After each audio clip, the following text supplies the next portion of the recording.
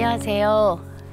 올해 초 1월에 갑자기 눈이 많이 와서 집에 못 가고 직장 근처에서 혼자 시간을 보냈던 날이 있었어요. 그래서 어떤 책과 함께 할까 잠시 고민하다가 책꽂이에서 저에게 간절한 눈빛을 보내던 이 아이를 발견했죠. 작년 4월 10만 부를 발행한 저자의 초대글이 있었는데요. 오롯이 혼자가 되기로 한 시간을 독서와 미술로 채우기로 결심하셨군요 라고 이야기를 해서 제 마음이 들킨 것 같아서 깜짝 놀랐고 덕분에 시작부터 아주 충만한 시간을 경험했습니다. 그래서 오늘은 블랙피쉬에서 나온 조원재 씨의 방구석 미술관에서 우리의 질문을 만나보도록 하겠습니다. 저자가 단지 그림만을 소개하는 게 아니라 화가의 삶에 대한 이해를 넓혀주는 게 이 책의 차별화된 지점이라 생각했거든요. 화가의 삶을 통해 그의 그림을 이해하는 거죠. 한 사람의 삶을 우리가 다 알 수는 없지만 중요한 변곡점이 되는 사건이나 어린 시절 원가족에 흐르는 정서 등을 이해하다 보면 단박에가 중요합니다. 어떤 화가의 그림이 보일 때가 있습니다. 네, 여러분이 좋아하는 화가는 누구인지 궁금하네요. 자, 먼저 절규를 그린 뭉크로부터 시작해 보도록 하겠습니다. 뭉크의 절규 사진은 다 아시죠? 뭉크는 계속되는 가족들의 죽음을 경험을 했어요. 그런데 계속되는 사랑하는 가족의 죽음을 경험했던 어린 시절을 회피하지 않고 오히려 메멘토 모리, 죽음을 기억하기로 할 때 위대한 화가가 되죠. 예술에 더 깊은 의미를 부여하는 것은 개인과 그의 삶이며 우리는 죽어버린 자연이 아니라 바로 그것을 보여줘야 한다고 말했죠. 그의 삶이 된 바로 그것. 뭉크는 다른 어떤 것도 아닌 죽음을 자신만의 색깔과 느낌으로 불러냈다는 거죠. 네, 그래서 뭉크에게서 발견된 질문을 하나 드리도록 하겠습니다. 여러분에게는 무엇이, 어떤 주제가 여러분 개인의 삶을 지금의 삶이 되게 했나요? 현실은 긍정적이고 밝은 부분보다 결핍과 상처가 우리를 더 깊게 구성해가는 경우가 많아요.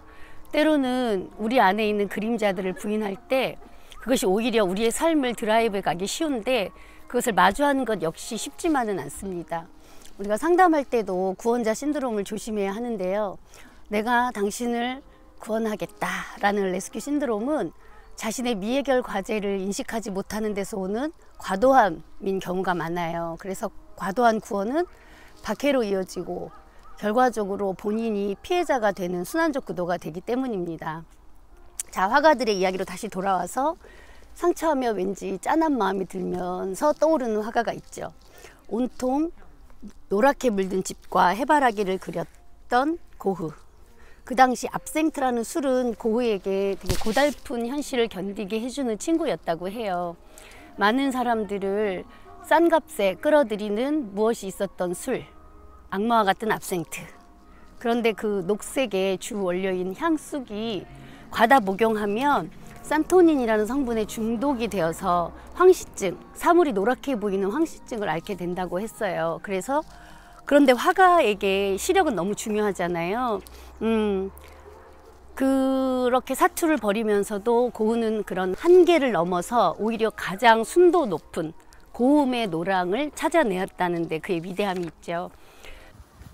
네, 그럼 여기서 두 번째 질문입니다. 여러분 현실에서 악마인 것이 있다면 그 한계를 넘어 내 삶의 요정이 되게 할 수는 없을까요?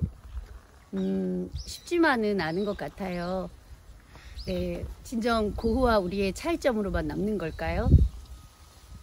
자, 이번에는 클림트를 보도록 하겠습니다. 클림트는 지난번 니체의 영상에서 말한 정신의 새 변신을 잘 살아낸 인물이에요. 그 당시 19세기 말 주류였던 빈의 예술을 잘 따라서 그 천재성을 인정받는 20대를 지납니다. 낙타의 삶이죠. 그러나 30대 중반이 되면서 자신의 그림에 철학과 개성이 없음을 발견하고 주류와 다른 분리주의를 선언해요. 시대의 한계를 파괴하는 사제의 삶을 지향합니다. 이런 반항아 클림트의 마지막 작품이 아기, 요람이죠.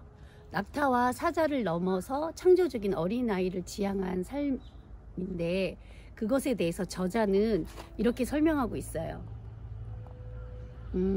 여기에 보면 클림트에 대해서 신명나는 놀이 속에서 자신만의 규칙이 살아 숨쉬는 놀이터를 만들었습니다. 원래 정해진 세상과 규칙 따위는 없었던 것처럼 말이죠.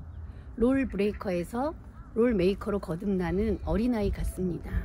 네, 지난주에 말했던 영상에서 나왔던 어린아이의 삶을 잘 보여주고 있죠.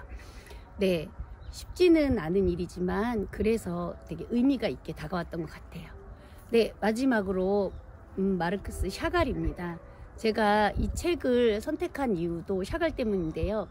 샤갈은 러시아의 작은 마을 비테프스크에서 태어났는데 그곳은 사실은 유대인 거주 지역인 게토였어요. 게토에서 자라면서 샤갈은 어린 시절 내내 이유 없이 차별받고 생명의 위협을 느껴야 했던 그런 어린 시절이 있었어요. 그래서 샤갈은 무작정 유학길에 올라요. 왜냐하면 자기가 살았던 고향 게토에서는 그 폭력에 대한 저항을 할 수가 없었어요. 집을 떠나면서 샤갈은 이렇게 말을 했어요. 파리에서 나는 미술학교를 다니지도 선생을 찾아다니지도 않았다. 그런데 그 도시 안에 있는 모든 것이 하루하루의 순간들이 그 자체로 나에게는 선생이었다라고 이야기를 해요. 그만큼 기존의 방법을 답습하지 않고 자기만의 방식으로 배우고 재창조해내요. 샤갈도. 나를 찾으려면 낯선 자를 찾아가라는 말도 있듯이 샤갈은 낯선 파리 생활을 통해서 오히려 자신의 존재를 표현해서 나와 마을이라는 작품을 그렸어요. 이 당시에 이미 피카소의 형태와 색, 구조, 모네의 빛에 대한 당대의 화풍을 이미 다 소화하고 자신만의 뿌리인 유대교의 감성을 여기 녹여낸 거죠. 유대교 전승에서는 이렇게 하늘을 나는 이야기는 되게 익숙한 소재래요. 여기도 있지만 여기 보면 마르크스 샤갈의 생일이라는 작품도 있거든요. 사실은 그때 당시에 하늘을 날고 이런 거는 되게 흔한 건 아니었던 것 같아요. 오토 콤버그라는 정신분석가도 우리 안의 공격성이 창조성으로 갈 수 있다고 이야기를 해요. 히틀러의 핍박에도 굴하지 않고 샤갈은 오히려 더 강하게 고향의 박해와 슬픔을 자기만의 창조성으로 통합해내요. 그러면서 샤갈은 성서 이야기 12점을 79세에 완성해내요.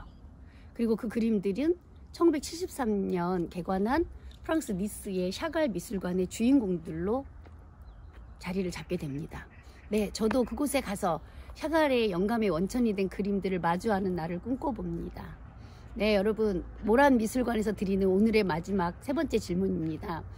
외부에서 여러분에게 전해준 것이 아닌 어디에도 속하지 않는 여러분만의 독자성, 유니크함은 무엇입니까?